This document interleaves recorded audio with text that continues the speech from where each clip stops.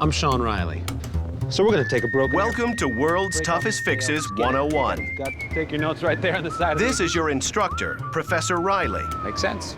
Today we're going behind the scenes Drifted around with that. to learn how this professional rigger uses his experience to get in on some serious action, and how he takes us, his students and audience, with him.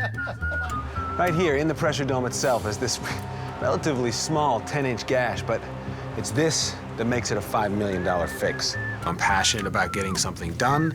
I'm passionate about the science behind it, and I want to explain that to the audience. I really want to pull that in.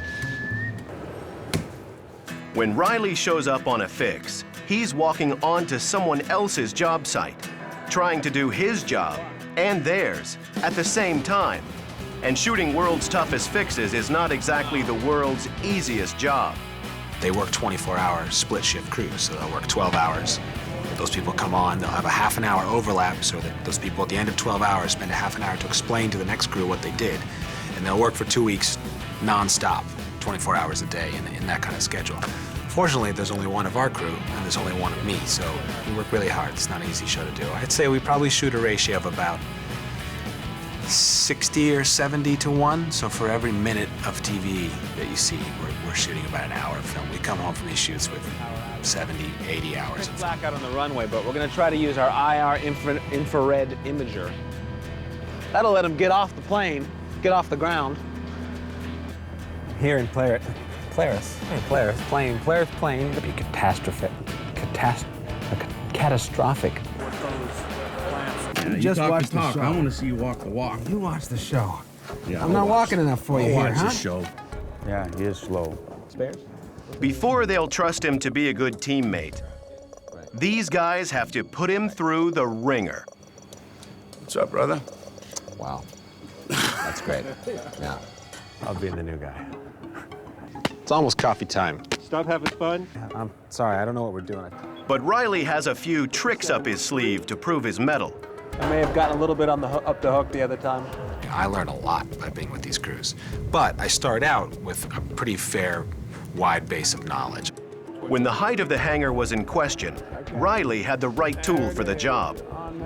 I am a fan of lasers. I can walk in and pick up my laser and go boop, boop, boop. The building's exactly this tall to within a millimeter. You did a good job there, Riley. Oh, thanks, man.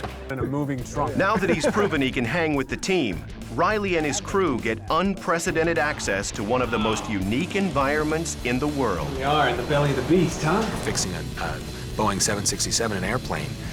We're taking it apart, cutting it in half, replacing a piece, and then riveting it all back together. And it's going to fly the next day with people on it, and it'll fly the next day after that with people on it, and the next day after that. So you have to wrap your head around the stakes involved here. Work going on. There's no doubts that everybody here would put their family on the plane first flight. Oh, yeah. Not a problem at all. Not a problem. I really respect that. I'm going to take us up to 35,000 feet. Professor Riley gets right in the action and makes sure to keep his class interesting. If you come up with a fracture in the vessel anywhere along the wall or near the dome, it's instantly going to depressurize.